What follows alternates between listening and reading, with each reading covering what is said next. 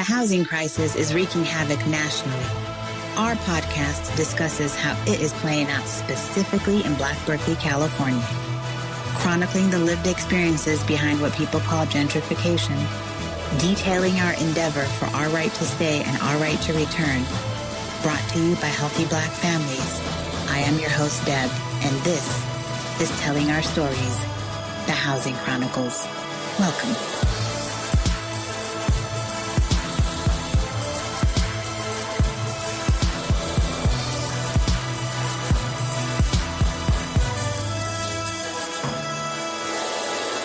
This is the last part of our four-part conversation with incredible women playing critical roles at Healthy Black Families. In this episode, we will touch on concepts of a recently much-used term, equity, as we ourselves experience it, and what we aim for when we envision it. Most importantly, we'll be discussing how community can and should plug into this incredible work being done by Healthy Black Families, and how funders can fund.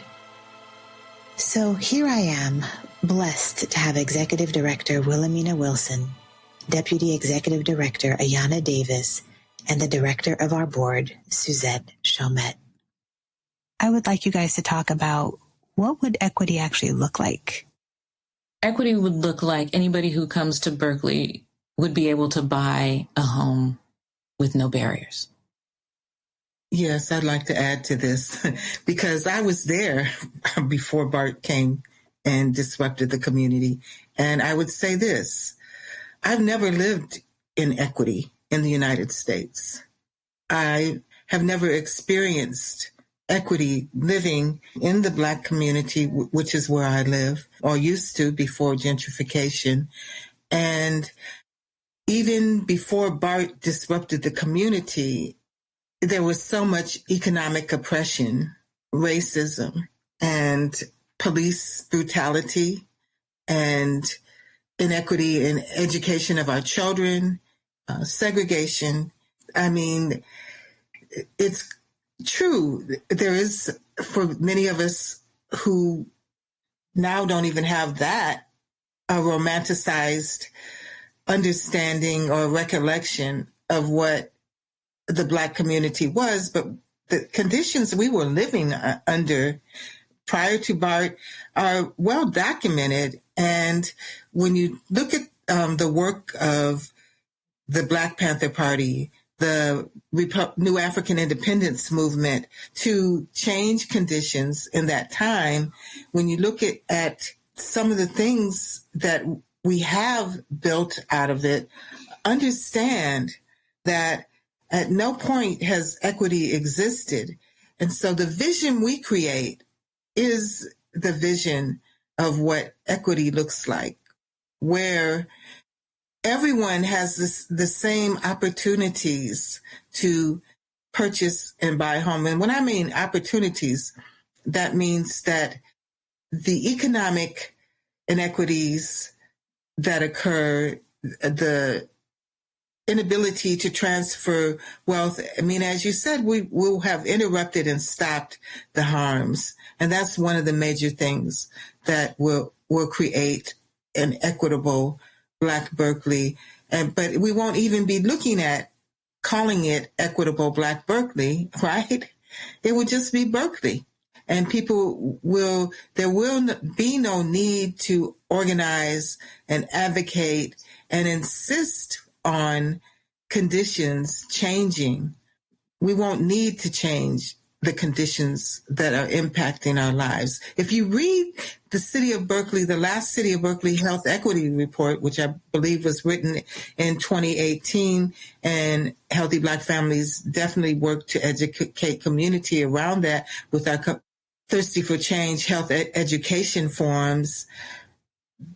The conditions that we live under create health inequity that Black people in Alameda County and in Berkeley are dying from preventable conditions that are directly impacted by the conditions we're living under, whether it's access to food, health care, birth equity, respiratory conditions. I mean, so much of how we're dying is impacted by where we live, the environment we live in, the economic inequities, and the institutional racism that drives the institutions that should be serving our community.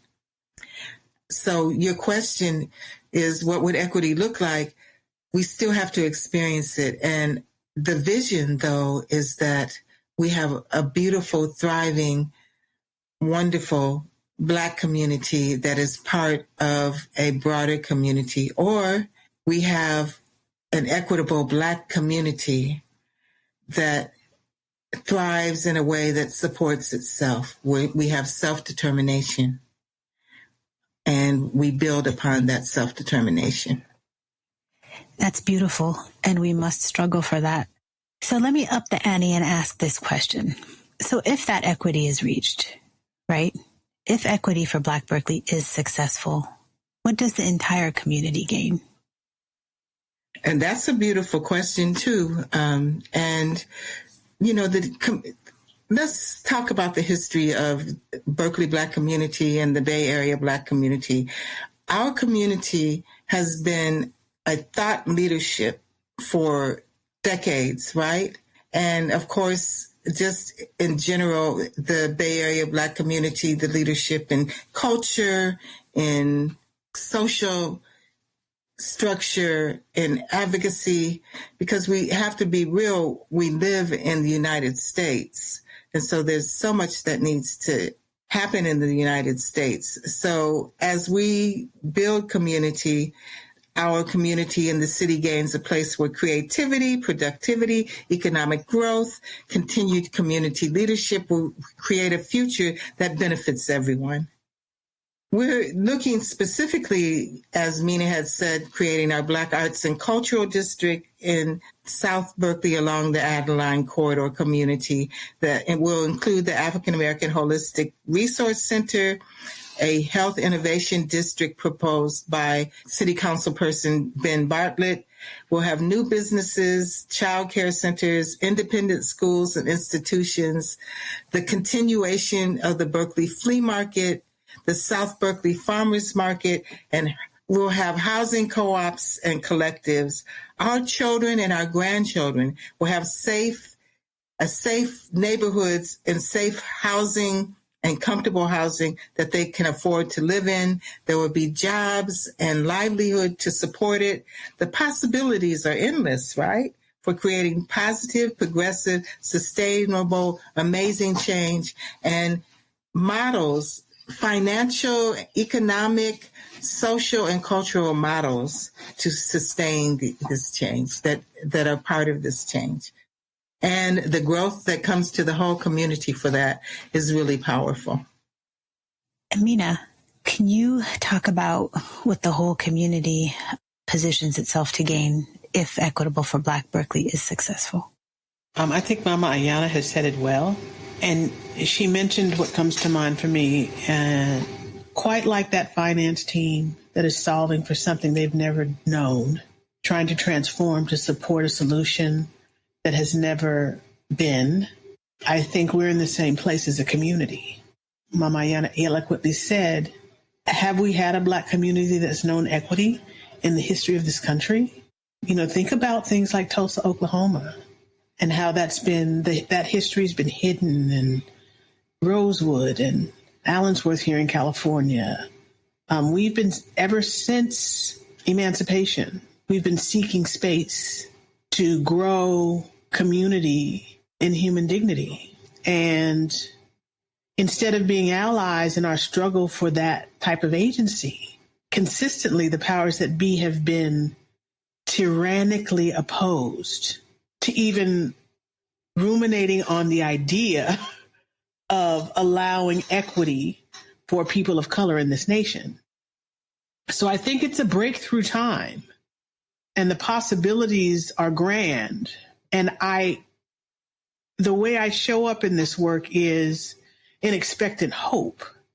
As we engage community, we will be granted the power and grace to co-create what that model looks like, at least in our capacity. and pass it on to other communities to pick up and augment as we try to actualize a vision of what equity for Black people in this nation would look like. Quite like Ayanna, I don't know, but I'm here for the journey of discovery of what that might be. Suzette, so what would equity look like? Berkeley could become a much more multicultural city again. We would have a new arts and cultural district. Communities would be revitalized. They would be places where people would want to stay. People would want to return. If equity for Black Berkeley is successful, we'll see crime rates go down. We'll see more people feeling like they can contribute to their families, to provide a stable place for them to live, to work, to worship, to play. We want to see our neighborhoods thriving again. And so if equity for Black Berkeley is successful, the community gains by having a stake again in the ground here in Berkeley. So Suzette, how can funders support this work? Look, as much as Black people contribute to this nation and economy, it really is a travesty how little money flows back into the community. And we have to acknowledge that California played a role in chattel slavery, even though it is often seen as this very progressive liberal state. California did play a role in slavery, white supremacy, and racial violence against Black Americans. Chattel slavery came to California along with the gold rush, when as many as 1,500 enslaved Black people were brought to the state between 1849 and 1861. And in 1852, California passed a fugitive slave law that suspended the state constitution's anti-slavery clauses, and then was used to re-enslave free Black people. But I want to focus my remarks specifically on philanthropy, because just 1% of philanthropic funds go to Black women-led organizations like Healthy Black Families. And since we're having conversations about economic disparities and wealth gaps, we need to be using this as an opportunity to remediate the things that have gone wrong. So I like to look at what the California Wellness Foundation is saying, and I'm going to just take directly from a report that they sent out in October of 2022. You know, as a country, we're finally talking about what economic equity and sustainability looks like for Black people. So funders have to be bold and seize upon the public dialogue to mobilize people and resources for permanent and sustainable recovery for Black people. This is an opportunity, so don't miss the moment. California is also the first state to have a reparations task force. And so some of the opportunities in the state come from learning what this reparations task force is talking about. It's a unique opportunity to invest in building the capacity of Black-led organizations to do research, advocacy, and legal analysis around this issue of reparations. And again, I want to make sure that we talk about the root of the word reparations, which is repair. We know that there has been harm done to Black folks in this country. We know this to be true. And so it is time, especially during this time of dialogue and understanding the economic losses and the financial losses and the wealth losses that have happened to the Black community, we need to talk about creating some change. We should be thinking about the long game and how we build a sustainable infrastructure so that Black-led social change efforts can be long-term. It's important for us to not only think about the moment, but how we can support long-term improvements within the Black community by acknowledging the past and changing our future. We have the opportunity to invest in changing structures in a system that impacted Black people economically and financially, and their health, their public health. So let's take this as an opportunity to do just that. My recommendation, take a look at your portfolios. How do you give? What organizations do you give to? and make a plan to go forward. Commit to a certain percentage of your portfolio being given to Black-led organizations. Find ones that are doing work that you can really identify with, and spend some time doing some research. There are a lot of people doing work in the communities that are often unseen. So my biggest recommendation to philanthropic organizations, find out what you're currently giving to Black-led organizations and improve upon those numbers. That says a lot. That says a lot, Suzette. Right. So what are the next steps, ladies? What needs to be done? What do you encourage listeners to do? So first, attend the People's Assemblies. We have them once a month. They're on Eventbrite. You can register for them. If you register, we'll make sure to have food for you. So registration is encouraged. We also have a survey that's on our Equity for Black Berkeley page, and we encourage you to fill that out. That's part of our data collection that we'll use to inform the city and BART of the community's needs and desires. We need you to note when city leaders are meeting. Come to the commission and council meetings. We will be working with community to do some strategic case making. And so we'll have talking points for people and, lift your voice in support of the improvements, the programs, the strategies that we collaboratively agree that we want to move forward, and even those that individuals want to move forward in service of people. Donate to support the work of HBF. We started a $5 donor campaign last October, and it doesn't take a mint to make an impact. Everybody can contribute to this work. So go to our website, click the donate button, and, make that monthly donation, $10, a couple of cups of coffee that you forego, in service of humanity, and then spread the word. Build relationships around this. Engage and explore the question of reparations, repair, equity deeply with other people. Those people around your family, those people, in your community. And next time you come to the People's Assembly, bring 2 people with you. That's how we're going to grow this. That's how we're going to keep people engaged. We have to show up, and then we'll be able to have the energy to attract other people to show up. Yes. Ayanna, anything to add before we close out? I think Mina said most of it. And in terms of what you said about engaging and exploring questions of reparations, repair, and equity deeply as a Black community member, as an ally, as it impacts the whole community, I think that's really important. And talk about it as a family and with those people that you're close to. And as an ally, build relationships with other people in your community, other white, Asian, brown, BIPOC people, but in particular, those people that you're closest with and your family members, so that this becomes a part of who we are as a community.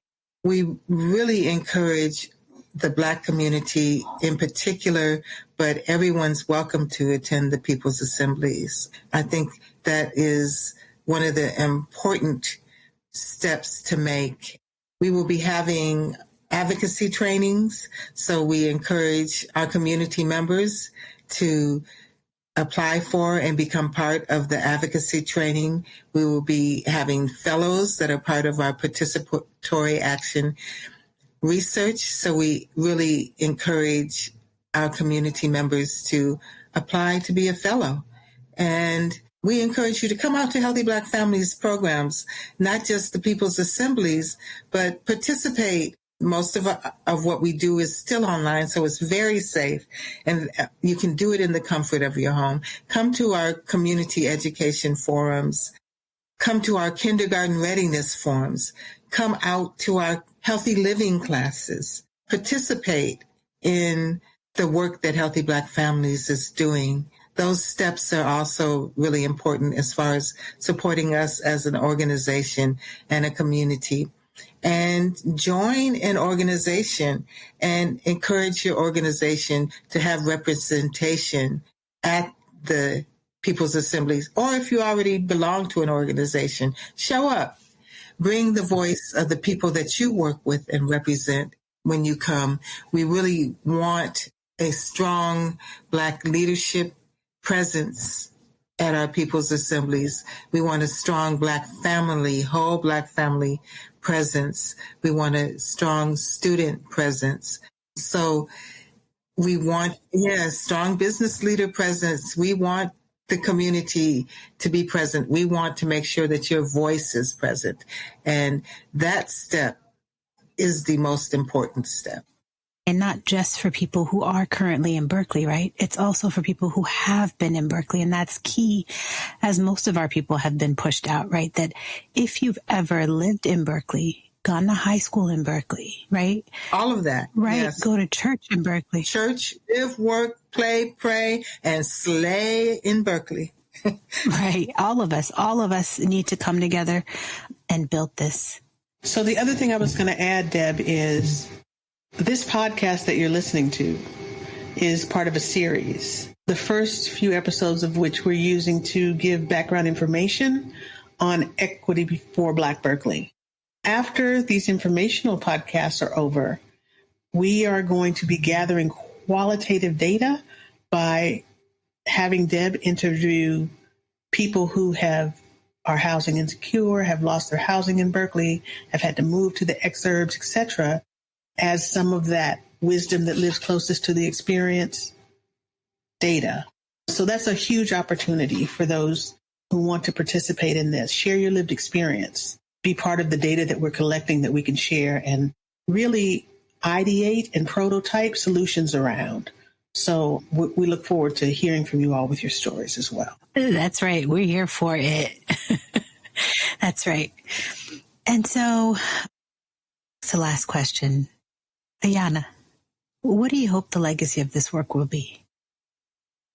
What we're looking to build and lead is an ongoing, sustainable, thriving, safe, healthy, beautiful Black community in the Adeline corridor and throughout the city. A replicable model for cities where there have been mass displacement of a group of people to stay, return, grow, strive, and thrive together.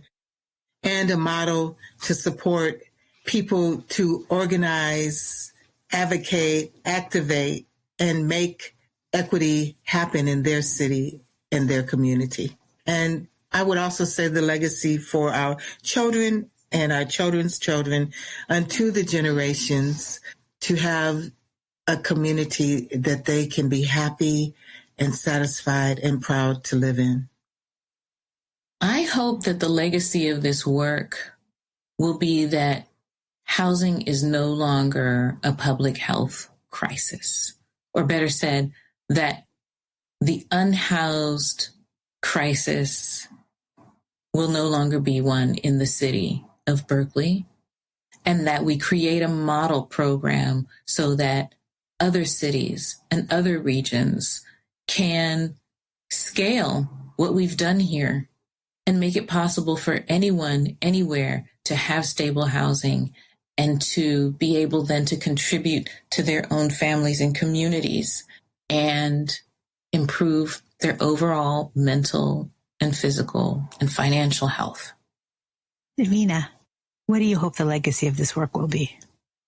As I think about it, a couple of things come to mind. In the quest for social justice, my parents lived out their values and moved to integrate the city of El Cerrito, which was a predominantly white community at that time. They were successful, and I don't know if they had ever considered, I think they did, because they created a community inside a community for us, to the point where I didn't know that I was in treacherous territory until I went to school. So when I think about that community inside of the community, it for me represents what the outcomes of equity for Black Berkeley would look like. Because these people were committed to my success and were staunchly engaged in my success because they understood I was in treacherous territory. So treacherous territory aside, that community that believed in my education, invested in my education, created opportunities for me, although there were barriers for me, made sure that I mastered the King's English and know how to read and write, taught me my Black history when the school refused to do it for me, made sure I got leadership skills through any avenue that they had available to make sure I could navigate the systems that were going to confront me when I grew up, made pathways for me to get vocational training. So I got a job out of high school. When I decided that job was not going to sustain me through my life, they made a way for me to get to college and supported me through college, and have continued to be a barrier of support around me as I've grown up, gone to jobs, raised my children. That's what I see coming out of this work for a community. I mean, that's what community is for me. There was a second thing that had come to my mind. A second experience that comes to mind was my mother was a librarian. And as I sit on the Elsevier Human Relations Commission, I'm called into doing different social engagement work. And they launched a transgender library collection at the Elsevier Library. And as part of it, we did a book reading of a book that's local called The 57 Bus, that is a documentation of a conflict between an African-American boy and a transgender girl on the 57 bus in Oakland. That resulted in the girl being almost killed. You know, they were throwing matches at this person on the bus, and she caught on fire. And so he was incarcerated. But there's a story of compassion that happened with the children after that, and their connection and deepening of their understanding of their own humanity, to the point where her parents advocated to get him released. You know, so there's this level of humanity that shows up when we show up. And at the end of that facilitation of that session, we went around and we were closing out with kind of checkout reflections. And we were like, who in this book really stood out for you and resonated with you? Who did you connect with? And when they asked me, I was like, I really connect with that transgender girl. I'm a little bit salty and jealous of her because she was able to navigate environments that morphed to accommodate her uniqueness. She went to a school where they created a club to make her feel welcome because of her, sexual orientation or her exploration. Her parents allowed her and encouraged her to dress in any kind of way and express herself any way she wanted to. And I'm like, and it's not that I bemoan, I don't care she had rich parents, I don't care she went to a high-end school. I just wonder, where is the society where every child gets that kind of regard? That's all I want. I want every child to have that same opportunity. I know I never got it. My children never got it. And so successful at this makes that available for our kids too. We sure do. And how to link into that is by filling out our survey and checking the box that says, I am willing to share my story. Can I just tell the three of you, Wilhelmina Wilson, Executive Director for Healthy Black Families, Suzette Chaumette, Board President of Healthy Black Families, and Ayanna Davis, Deputy Chief Executive Director. It was my pleasure. Thank you so much for having me. Thank you, Deb. This has been wonderful. Thank you, Debbie. It was great to be here and part of this amazing work that you're leading. Written, edited, and hosted by Deborah Hailu, Telling Our Stories Program Coordinator at Healthy Black Families, Inc. Audio engineered by Adrian Davis and Salim Naji Ullah of One Hitter Entertainment.